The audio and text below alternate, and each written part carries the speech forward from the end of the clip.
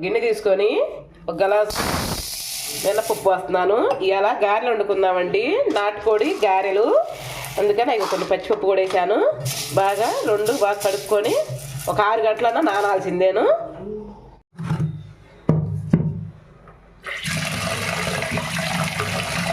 ఇగో నానియండి, 6 గంటలన్నా నానబెట్టాలి. ఇగో నాని మనం శుభ్రంగా 1-2 సార్లు కడుక్కొని మనం జారులో వేసుకొని శుభ్రంగా గ్రైండర్ చేసి ఎఫర్ పెట్టి వచ్చాడరా.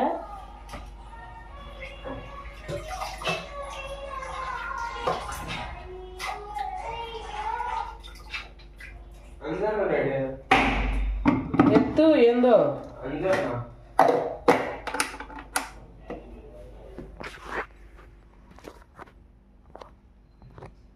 2 సార్లు కడుక్కొని పక్కన పెట్టుకున్నాను. మనం శుభ్రంగా వీటిని జార్లో వేసి పేస్ట్ కడిగి పెట్టాను పక్కన. ఇదిగోండి జార్లో వేసుకున్నాను. ఒక చుక్క వాటర్ పోసుకొని శుభ్రం మెత్తగా చేసుకుందాం. ఒక చుక్క వాటర్ పోసుకుందామండి, మరిన్ని పోయకూడదు. ఒక చుక్క పోసుకొని శుభ్రంగా మెదిగిందండి. ఇదిగో ఇలా ఉంటే చాలు, మనకి గారెకి వచ్చేస్తుంది. గిన్నెలో తీసుకుందాం. ఒకసారి వేసాను, మళ్ళీ దాంట్లో కూడా ఒక్క చుక్క వాటర్ వేసుకొని శుభ్రంగా మెత్తగా చేసుకుందాం. వాటిల్లోకి ఇదిగో ఉల్లిపాయ ముక్కలు, పచ్చిమిర్చి ముక్కలు, సాల్టు, జీలకర్ర శుభ్రంగా కలుపుకుందాం. ఇంకొకరు వేద్దామండి. ఇది జీలకర్ర శుభ్రంగా కలుపుకుందాం. డీప్ ఫ్రైకి ఆయిల్ పెట్టుకుందాం. ఇగో ఆయిల్ పోసేసుకుందాం.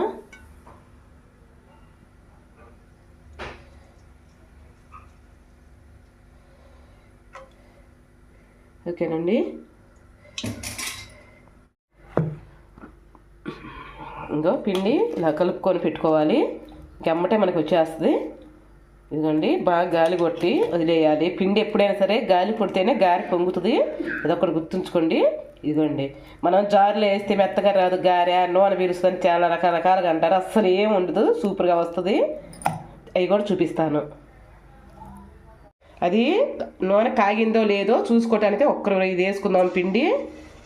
ఆ నూనె వేడెక్కిందండి, మనం గారె వేసుకుందాం. చెయ్యిని ఇలా నీళ్ళలో తడి చేసి గట్టిగా పిండేయాలి. చెయ్యిని అంటే పిండటం అంటే నీళ్లు, శుభ్రంగా తడి లేకుండా నీళ్లు. ఇదిగోండి ఇలా.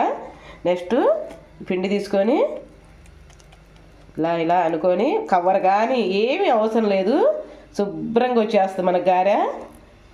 ఇలా మధ్యలో బొక్క పెట్టుకొని అదిగో ఈజీగా వచ్చేస్తుంది. కానీ తడి చేసుకుంటుండాలి చెయ్యి ఎప్పటికప్పుడు.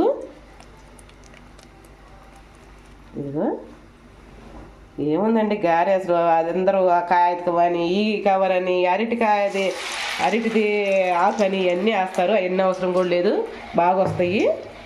మొత్తం అలానే వేసుకుందాం. ఇదిగో ఇలా ఏగితే చాలండి. ఇదిగో చూడండి ఎంత బాగా పొంగినాయో గారె. అలానే మొత్తం వేసి పెట్టుకుందాం పక్కకి. కొన్నామా దీంట్లో వేసాను.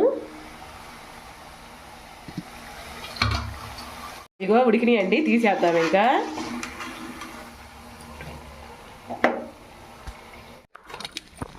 నాటుకోడి చికెన్ అయితే ఇలా నాటుకోడి ఇంకా ఉడకలేదండి, అందుకని ఇగో చికెన్తో మామూలు కారపొడితో తింటున్నాడు మా వారు. బాబా గారె ఎలా ఉంది, క్రిస్పీగా ఉందా తింటుంటే? ఇటు చూపి ఒక ముక్క కింద కొంచెం ఎలా ఉన్నాయి బావా? బాగానే ఉన్నాయి, క్రిస్పీగా ఉన్నాయా? ఓకే.